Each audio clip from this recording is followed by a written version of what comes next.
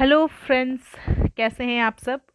मैं स्वप्निल सिंह आप सभी का स्वागत करती हूं आज एस्पिरेंट्स टुडे पे। और आज मैं आप सभी के लिए लेकर आई हूं अपना नया वीडियो लेक्चर, वो भी पूरे 2 महीनों बाद, on the topic of USA presidential elections, जो कि हाल फिलहाल में ही 3 नवंबर 2020 को कंडक्ट किए गए थे। इस वीडियो लेक्चर के माध्यम से मैं आप सभी लोगों को यूएसए प्रेसिडेंशियल इलेक्शंस के बहुत ही इंपॉर्टेंट फैक्ट्स और एस्पेक्ट्स के बारे में बताने वाली हूँ, जो आगे आने वाले गवर्नमेंट एग्जाम्स में और स्पेसिफिकली बीपीएससी प्रीलिम्स के एग्जाम्स में बहुत इंपॉर्टेंट होंगे, at least in the section of current affairs. So इसीलिए मेरी गुजारिश रहेगी आप सभी के लिए कि इस लेक्चर को बहुत ही अच्छे और ध्यान से सुने, और किसी भी प्रकार की अगर कोई क्वेरी या कोई दिक्कत हो आपको तो नीचे दिए गए कमेंट बॉक्स में लिखें।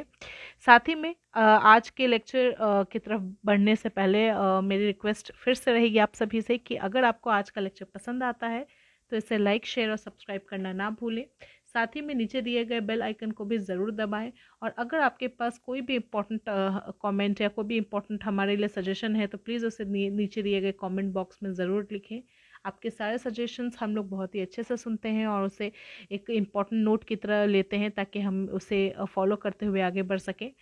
तो चलिए आज का लेक्चर शुरू करते हैं। तो आज के लेक्चर की शुरुआत में, जैसा कि आप देख सकते हैं स्क्रीन पर, आपके सामने एक फ़ोटो दी गई है जिनमें 2 लोग दिख रहे हैं, जिनमें से जो राइट साइड में है दैट इज़ डोनाल्ड ट्रंप, जो कि at present United States of America के सिटिंग प्रेसिडेंट और 45th प्रेसिडेंट भी हैं। और इस बार फिर से वो खड़े हुए हैं 2020 प्रेसिडेंशियल इलेक्शंस में as a nominee of the Republican party. ये एक काफ़ी फेमस बिजनेसमैन रह चुके हैं और बहुत ही फेमस टीवी पर्सनालिटी भी हैं, और मीडिया बैरन भी आप इन्हें कह सकते हैं, क्योंकि प्रेसिडेंटशिप में आने से पहले ये काफ़ी फेमस रह चुके हैं और काफ़ी चर्चे में रह चुके हैं in all the media houses और मीडिया सोर्सेज। और इनके अगेंस्ट जो खड़े हैं, जो कि लेफ्ट साइड में दिख रहे हैं, वो हैं जोसेफ रॉबिनेट बाइडेन जूनियर, या जिन्हें हम कॉमनली जो बाइडेन के नाम से जानते हैं। ये एक बहुत ही फेमस अमेरिकन पॉलिटिशियन है जिन्होंने अपनी ज़िंदगी के लगभग 50 साल पब्लिक सर्विस को दिए हैं। और साथ ही में इन्होंने ओबामा एडमिनिस्ट्रेशन के अंदर 8 साल तक वाइस प्रेसिडेंटशिप ऑफ यूएसए की कमान को संभाला है as the 47th vice president. इस बार ये फिर से खड़े हुए हैं as president for 2020 elections as a Democratic party nominee. इसके पहले भी उन्होंने 2 बार 1988 और 2008 में प्रेसिडेंटशिप के लिए अपनी कैंडिडेचर को भरा था, लेकिन उस टाइम अनफॉर्चुनेटली वो एक्सेप्ट नहीं हुआ। और तीसरी पॉइंट ये है कि इस बार इन्होंने अपने पार्टनर के रूप में as a vice president Mrs Kamala Harris को चुना है, जो बहुत ही एक प्रख्यात सेनेटर, यूएस सेनेटर और एक पॉलिटिशियन रह चुकी हैं। तो आगे बढ़ते हैं हम अपने नेक्स्ट स्लाइड पर। यहाँ पे हम बात करने वाले हैं कि फाइनली जब यूएसए इलेक्शंस अनाउंस होते हैं 7 नवंबर को, तो हमारे रिजल्ट्स क्या हैं। तो जैसा कि आप स्क्रीन पर देख सकते हैं कि रिजल्ट्स कुछ इस तरह से हैं। has won the American presidential election. The BBC projects that he has reached 270 electoral college votes, meaning that he will become the president in January, pending the outcome of. जी हाँ, जैसा कि आपने अभी अभी सुना कि ये जो बाइडेन क्लियरली जीत चुके हैं इस इलेक्शंस को by winning at least 270 of the electoral votes, और जो कि रिक्वायर्ड होते हैं for any candidate to become the president of the United States. तो चलिए, यहाँ तक हमने अभी तक सिर्फ इनकी जीत की बात की है। अब हम आगे बात करने वाले हैं यूएसए इलेक्शंस कैसे कंडक्ट किए जाते हैं, यानी कि यूएसए प्रेसिडेंशियल इलेक्शंस कैसे कंडक्ट किए जाते हैं। तो इस बारे में डिस्कशन करने से पहले हम कुछ मुख्य बातें जान लेते हैं अमेरिका के बारे में, या जिसे हम यूनाइटेड स्टेट्स ऑफ अमेरिका भी कहते हैं, चूँकि जो यूनाइटेड स्टेट्स का तमगा जो मिला है अमेरिका को बिकॉज ऑफ द 50 स्टेट्स, जिनके मिलने से या जिनके यूनिटी से ये अमेरिका, द ग्रेट अमेरिका तैयार होता है। तो याद रखिएगा कि USA is made up of 50 states individually, और ये वर्ल्ड की ओल्डेस्ट डेमोक्रेसी भी है that has been functioning since 1789। तो इसी वजह से यहाँ जो ये प्रेसिडेंशियल इलेक्शंस होते हैं ये काफ़ी मॉडर्न और ट्रेडिशनल वे में होते हैं। ट्रेडिशनल किस तरह से होते हैं इसके बारे में आगे के स्लाइड्स में मैं आपको बताऊंगी। यहाँ के जो प्रेसिडेंशियल इलेक्शंस होते हैं वो हर 4 साल में कंडक्ट किए जाते हैं, और पिछला जो इलेक्शंस था वो 2016 में कंडक्ट किया गया था, जिसमें डोनाल्ड ट्रंप चुन कर आए थे एज द प्रेसिडेंट, और उन्होंने 4 साल तक बतौर प्रेसिडेंट यूएसए के काम किया था। साथ ही में यहाँ जो है यूएसए में एक 2 पार्टी सिस्टम फॉलो की जाती है, unlike the multi party system जो कि हमारे देश में है। जी, प्राइमरीली जो 2 पार्टीज वहाँ काम करती हैं यूएसए में, that is the democratic and Republican party, और यही 2 अपने कैंडिडेट्स हर प्रेसिडेंशियल इलेक्शंस में खड़े करती हैं अगेंस्ट ईच अदर। और इसके अलावा भी थर्ड पार्टीज़ काम करती हैं, ऐसा नहीं है कि नहीं होती हैं third parties, but those third parties are primarily on a very small level, और जो वो कैंडिडेट्स अपने चुनती हैं वो लोकल ऑफिसर्स के लिए चुनती हैं। तो इन बातों को आप ध्यान रखें। चौथे पॉइंट पर हम आते हैं कि अब जो रिक्वायरमेंट्स या जो क्वालिफिकेशंस होती हैं एक प्रेसिडेंशियल कैंडिडेट की इन यूएसए इलेक्शंस, वो क्या होती हैं। तो the very first requirement is a person who is running for the office of president must be a natural born citizen of USA. जी हाँ, उसका जन्म जो है वो यूएसए में होना ही चाहिए, तभी वो एक प्रेसिडेंशियल इलेक्शंस के लिए खड़ा हो सकता है। सेकेंड है कि उसकी उम्र कम से कम 35 ईयर्स की होनी चाहिए, यानी 35 साल की। और तीसरा है कि he must have been the resident of the United States for 14 years. जी हाँ, यूनाइटेड स्टेट्स यानी कि उन 50 स्टेट्स में से किसी भी स्टेट में उसने कम से कम 14 साल का अपना रेसिडेंस रखा हो, या अपने घर या वो रहा हो, तभी वो रन कर सकता है प्रेसिडेंसी के लिए। तो ये 3 रिक्वायरमेंट्स होती हैं। यहाँ पे नीचे नोट में मैंने एक बहुत ही इंपॉर्टेंट पॉइंट दिया है कि जो वाइस प्रेसिडेंट होते हैं, he that person should also be meeting all the qualifications of being a president. जी हाँ, जो ये 3 क्वालिफिकेशंस प्रेसिडेंट के लिए, वही 3 क्वालिफिकेशंस वाइस प्रेसिडेंट के लिए भी एप्लीकेबल होते हैं। तो आप साफ साफ समझ ही गए होंगे कि जो बाइडेन के साथ साथ कमला हैरिस ने भी इन तीनों क्वालिफिकेशंस को पूरा किया है, तभी वो आज वाइस प्रेसिडेंट इलेक्ट के रूप में चुनी गई हैं। चलिए आगे चलते हैं। अब हम लोग बात करते हैं जो पूरी प्रोसेस होती है यूएस इलेक्शंस की, वो कैसे कंडक्ट की जाती है। तो सबसे पहले तो मैं कुछ बात बता दूं, जैसे मैंने अभी पिछले स्लाइड में आप लोगों को बताया कि जो यूएसए है वहाँ पे जो इलेक्शंस कंडक्ट किए जाते हैं वो बहुत ही ट्रेडिशनल वे में किए जाते हैं, बिकॉज एज यू नो कि it is one of the oldest democracies. तो इनका जो पैटर्न ऑफ कंडक्टिंग इलेक्शन है वो उनके कॉन्स्टिट्यूशन से आता है, जो कि 1789 का ही है। और इसी वजह से कुछ प्राइमरी जो मतलब रूल्स हैं वो इस्टेब्लिश किए जा चुके हैं अमेरिका में। जैसे कि पहला रूल है कि जो डेट ऑफ इलेक्शन होता है वो फर्स्ट ट्यूसडे को होता है of the month of November in the election year. जी हाँ, जो पहला ट्यूसडे है नवंबर का, उस दिन ये कंडक्ट किया जाता है on off the election year. इसी वजह से आपने ध्यान दिया होगा कि इस साल के 3 नवंबर को इलेक्शंस कंडक्ट किए गए, which is also the first Tuesday of November. दूसरा जो होता है कि ये जो प्रेसिडेंशियल इलेक्शंस होते हैं ये काफ़ी कम्बरसम और कॉम्प्लेक्स प्रोसेस होती है, which might take 1 year of long process also, which starts from the announcing of the candidature of the nominees to the inauguration day. जी हाँ, इनाग्रेशन डे वो दिन होता है जिस दिन फॉर्मली एक वाइस प्रेसिडेंट इलेक्ट और प्रेसिडेंट इलेक्ट अपने ऑफिसर्स को अज्यूम कर लेते हैं। तो ये जो पूरा प्रोसेस होता है ये लगभग 1 साल लंबा होता है, which is as I said is quite complex. और तीसरी चीज़ ये होती है कि ये जो प्रोसेस, यहाँ पे कोई भी एक सेंट्रलाइज्ड एजेंसी नहीं होती है टू कंडक्ट द इलेक्शंस और to look over the election administration in USA, बल्कि जैसा कि हमारे देश में होती है by the election commission of India, वहाँ पे ऐसा कुछ नहीं होता। वहाँ पे जो ज़्यादा इलेक्शंस होते हैं वो लोकल बॉडीज़ या लोकल अथॉरिटीज़ कैरी आउट करती हैं with the help of the administrators. तो इसीलिए वहाँ कोई सेंट्रलाइज्ड एजेंसी नहीं है। तो चलिए पूरा प्रोसेस की शुरुआत की अब बात करते हैं इन पॉइंट्स के अलावा।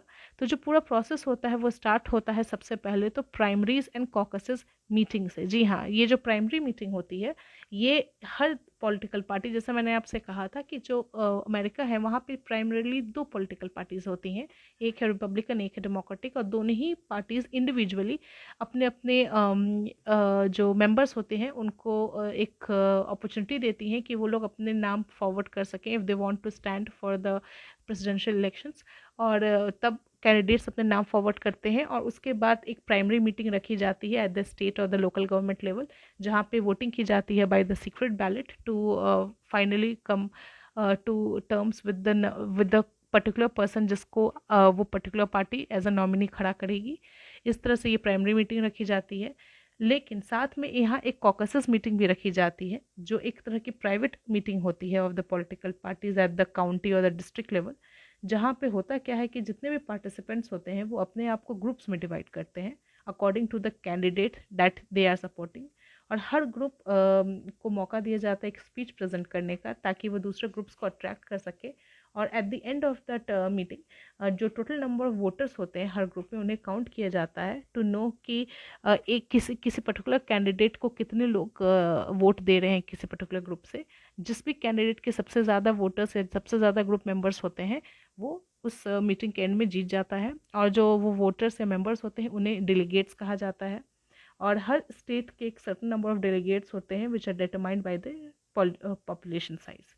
अब सेकेंड आता है नेशनल कन्वेंशन। तो जैसा मैंने बताया कि हर पार्टी अपने खुद का एक नेशनल कन्वेंशन को ऑर्गेनाइज करती है in the summer of the election year, जहाँ पे जो मेजॉरिटी ऑफ द वोट्स होते हैं डेलीगेट्स के वो फाइनलाइज करते हैं कि फाइनली उस पर्टिकुलर पार्टी का नॉमिनी, प्रेसिडेंशियल नॉमिनी कौन होगा। ये जो आपके डेलीगेट्स होते हैं ये अपने अपने स्टेट को रिप्रेजेंट करते हैं अदर नेशनल पार्टी कन्वेंशन, और वोट करते हैं कि वो पार्टी के किस प्रेसिडेंशियल नॉमिनी को चुनना चाहेंगे as the final candidate for presidency. और ये प्राइमरीली दो तरीके के होते हैं। एक होता है आपका प्लेज्ड डेलीगेट्स, वो होते हैं जो कम्प्लीटली किसी पर्टिकुलर कैंडिडेट की तरफ फेथफुल होते हैं right from the start of the caucuses meeting. और दूसरे होते हैं अनप्लेज्ड डेलीगेट्स जो कि फ्री होते हैं to choose and to vote for any candidate of their choice. तो इस तरीके से ये नेशनल कन्वेंशन कैरी ऑन होता है। थर्ड आता है जनरल इलेक्शन कैंपेनिंग। तो जैसा मैंने आपसे कहा कि नेशनल कन्वेंशन के दौरान हर पार्टी के फाइनल जो कैंडिडेट या फाइनल जो नॉमिनी होता है प्रेसिडेंशियल इलेक्शंस का, वो चुन लिया जाता है। और इस तरीके से अब वो हेड टू हेड एक फाइनल कंपटीशन के लिए जनरल इलेक्शन कैंपेनिंग के माध्यम से अपने कॉम्पिटिटर के अगेंस्ट उतरता है मैदान में, जहां वो रैलीज कंडक्ट करता है, डिबेट्स कंडक्ट करता है, डिफरेंट तरीके से अपने एजेंडा, अपने प्रमोशंस में लगा रहता है ताकि वो एक कंपटीशन या उस इलेक्शंस को जीत पाए। तो जिसे हम जनरल इलेक्शन कैंपेनिंग कहते हैं, और जिससे आप सभी बहुत ही अच्छे से रूबरू होंगे क्योंकि ये हमारे देश में भी होता है। चौथा है कि वाइस प्रेसिडेंट और प्रेसिडेंट जो है ये डायरेक्टली लोगों के द्वारा नहीं चुने जाते, बल्कि इन्हें एक इलेक्टोरल कॉलेज चुनता है। जी हाँ, जैसा कि इलेक्टोरल कॉलेज हमारे यहाँ भी होता है प्रेसिडेंट को चुनने के लिए, वैसे ही वहाँ भी होता है। तो आखिर यूएसए का ये इलेक्टोरल कॉलेज होता क्या है? तो होता क्या है, चलिए आज इसे अच्छे से समझते हैं कि जो इलेक्टोरल कॉलेज का कॉन्सेप्ट है in the United States of America, वहाँ ये है कि हर स्टेट, यानी कि वहाँ टोटल 50 स्टेट हैं जैसा मैंने आपसे कहा, तो वहाँ हर स्टेट के has as many electors as it has the number of members in the Congress. जी हाँ, हाउस ऑफ रिप्रेजेंटेटिव्स और सेनेट मिलके कांग्रेस बनाते हैं, तो हर स्टेट के उतने ही इलेक्टर्स होते हैं जितना कि उनके कांग्रेस में मेंबर्स होते हैं। तो इस तरीके से जो टोटल नंबर ऑफ इलेक्टर्स हो जाते हैं कांग्रेस में of all the 50 states together is 538। जी हाँ, 538 टोटल इलेक्टर्स हैं कांग्रेस में यूएसए के। अब इलेक्टोरल कॉलेज में जब वोटिंग करवाई जाती है तो जब इलेक्टोरल कॉलेज की वोटिंग कराई जाती है तो किसी भी एक कैंडिडेट को एटलीस्ट 270 वोट्स चाहिए होते हैं of the electoral college of the electors, ताकि वो अपने उस प्रेसिडेंशियल इलेक्शंस को जीत सके। तो out of 538 if any candidate tends to get 270 votes then he wins the election. और अगर किसी भी कैंडिडेट को मेजॉरिटी नहीं मिलते हैं तो उसके बाद हाउस ऑफ रिप्रेजेंटेटिव जो होती है कांग्रेस की, वो प्रेसिडेंट का चुनाव करती है through a ballot, and the senate chooses the vice president through ballot itself. लेकिन यहाँ पे मैं एक बहुत इंपॉर्टेंट चीज़ बताना चाहूँगी कि जैसे मैंने कहा कि वो डेमोक्रेसी है, तो जाहिर सी बात है वहाँ पे लोग ही पोलिंग करते हैं। तो होता क्या है कि on the day of polling जब लोग अपना वोट कास्ट करते हैं तो वो जो वोट होता है वो एक स्टेट वाइड टैली में चला जाता है। जी हाँ, और उसके बाद क्या होता है कि अमेरिका में जो 48 स्टेट्स हैं और एक वॉशिंगटन डीसी है जो वहाँ की यूएस टेरिटरी है, जिसके 3 इलेक्टर्स जाते हैं कांग्रेस में।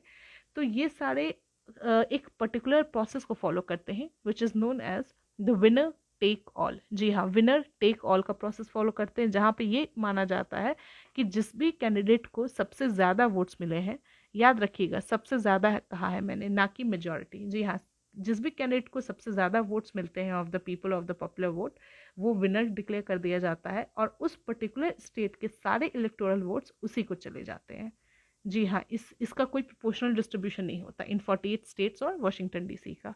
लेकिन यहाँ पर भी एक एक्सेप्शन ये है कि यहाँ के जो बाकी के 2 स्टेट्स हैं, that is main and Nebraska, वो अपने इलेक्टर्स को प्रोपोर्शनल सिस्टम से अलॉट करते हैं। जी हाँ, वहाँ के जो लोग जैसे जैसे उनके कैंडिडेट्स को वोट मिलते हैं उस हिसाब से इलेक्टोरल वोट्स डिवाइड किए जाते हैं। तो इस तरीके से वहाँ पे डिवीजन ऑफ वोट्स होते हैं इलेक्टोरल वोट्स के। और जैसा मैंने कहा कि फाइनल जो कैंडिडेट होता है वो उसके 270 चाहिए होते हैं, और 270 मिलने के बाद वो विनर डिक्लेयर कर दिया जाता है। अब आते हैं हम नेक्स्ट पॉइंट पे, दैट इज़ इनॉग्रेशन डे।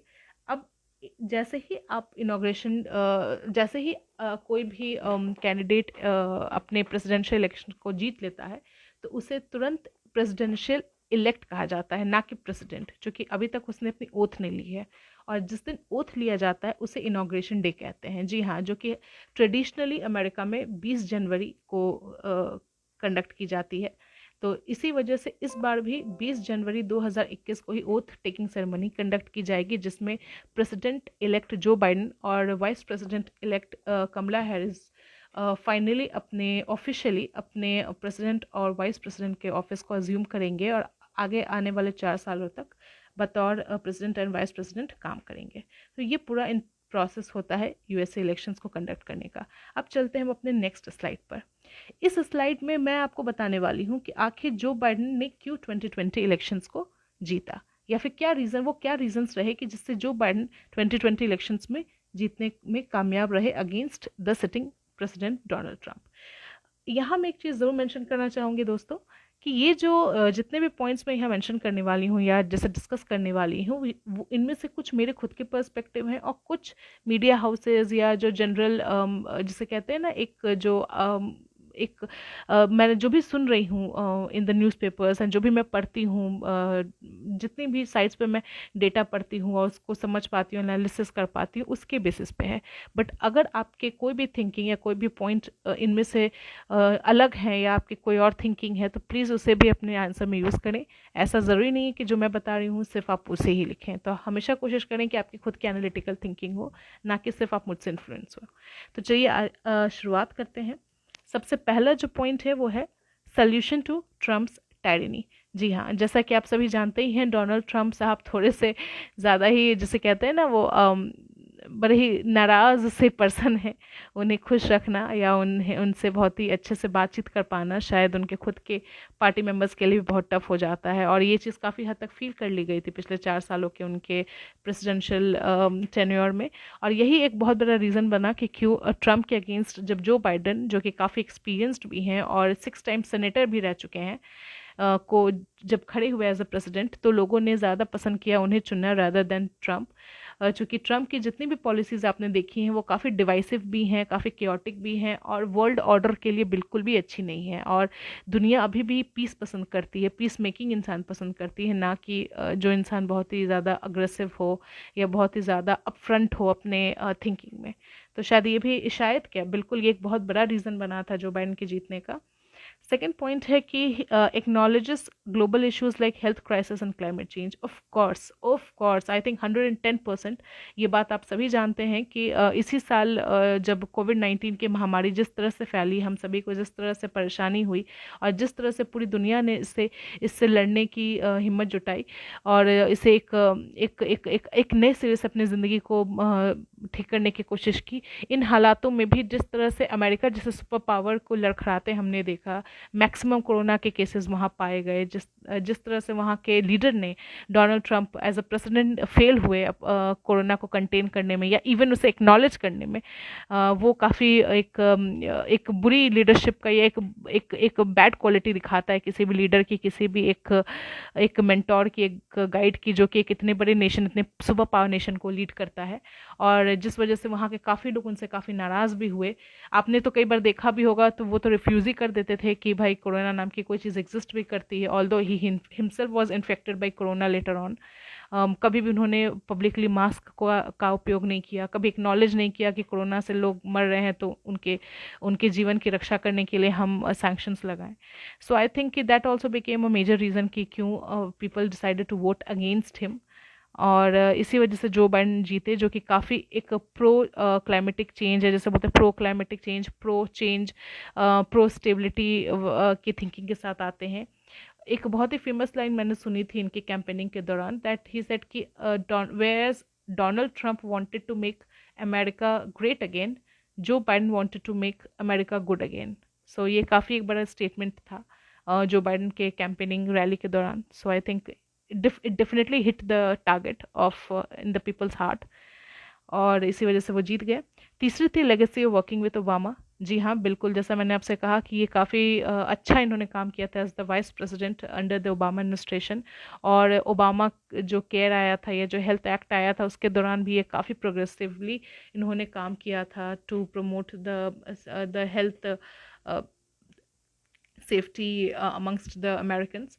और इसी वजह से इनका जो एक्सपीरियंस है और जो इनकी थिंकिंग है और काम करने की तरीका है of handling a super power like America, वो काफ़ी अच्छी है और लोगों ने ये जाना। और साथ ही में इनकी जो ये वोट बैंक भी इनका बढ़ा, चूँकि ओबामा के साथ काम करने से जो इनकी छवि बनी थी, in spite of being a white guy, his connection to the immigrants and his connection to the black people and to the African American, उन्होंने भी इनका वोट काउंट काफ़ी अच्छा बढ़ाया। नेक्स्ट है हमारा progressive and experienced as a policy maker, most definitely yes.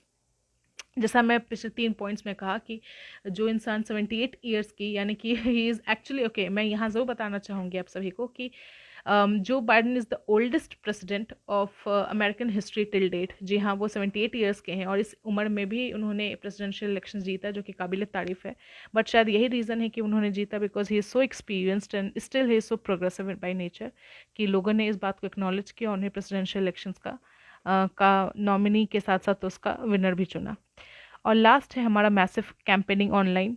जी हाँ, जैसा कि आप जानते हैं कि in spite of being in not from the era जब सोशल मीडिया इतना पॉपुलर था, लेकिन जिस तरीके से जो बाइडन ने मैसिव कैंपेनिंग की इनकी ऑनलाइन, चाहे वो फेसबुक पे हो, ट्विटर पे हो, चाहे टेक्स्ट्स पे हो, इवन एसएमएसेस, मतलब जितने भी मेथड इन्होंने मिले उन्होंने सब यूज़ कर डाले। टेलीविज़न के माध्यम से इन्होंने सब कुछ किया अपने आप को ऑनलाइन प्रमोशन के लिए, before moving on into the rallies, क्योंकि ये जानते थे कि किस तरीके से कोविड-19 में सोशल डिस्टेंसिंग का पालन करना है, किस तरह से लोगों के बीच में ना जाकर दूर से ही अपने आप को प्रमोट करना है। तो इस वजह से ऑनलाइन का इन्होंने ऑनलाइन प्लेटफॉर्म्स का, सोशल मीडिया का भरपूर इस्तेमाल किया और इसमें ये काफ़ी सक्सेसफुल भी हुए, और जिस वजह से हम देख सकते हैं कि Joe Biden finally American president बन के उभर के आए।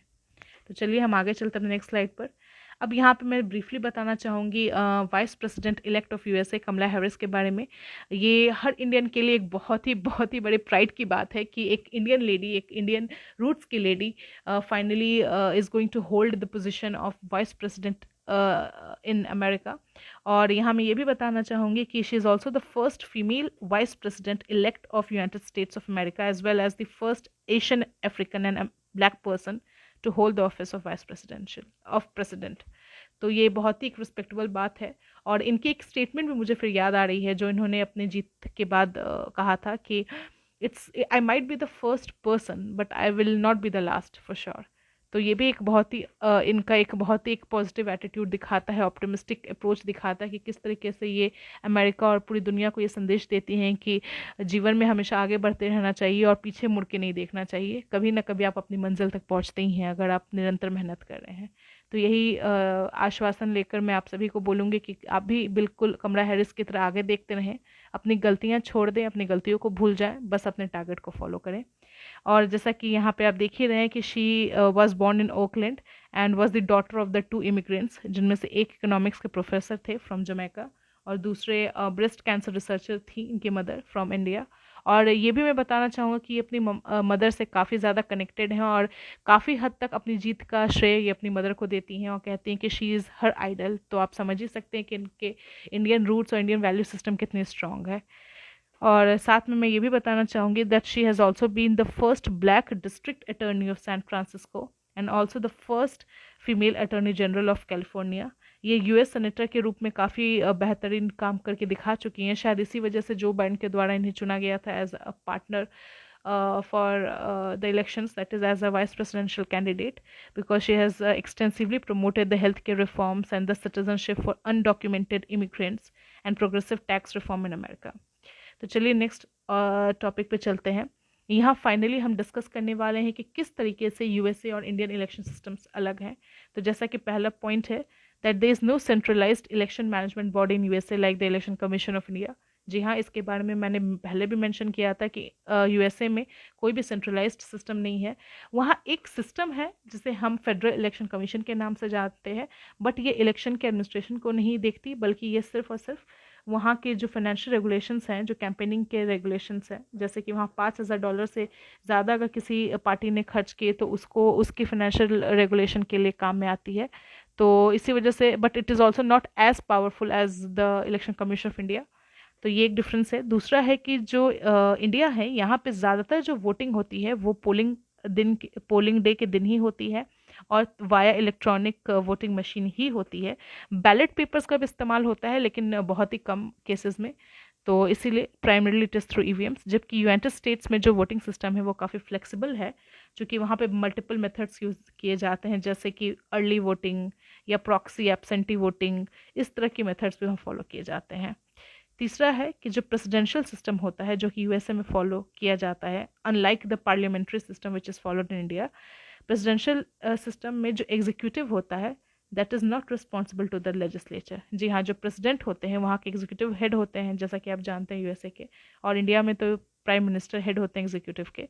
तो वहाँ के जो प्रेसिडेंट होते हैं वो और उनकी पूरी जो ये एग्जीक्यूटिव ब्रांच होती है that is not responsible to the legislature, and so the government is not dissolved if it fails to enjoy a majority.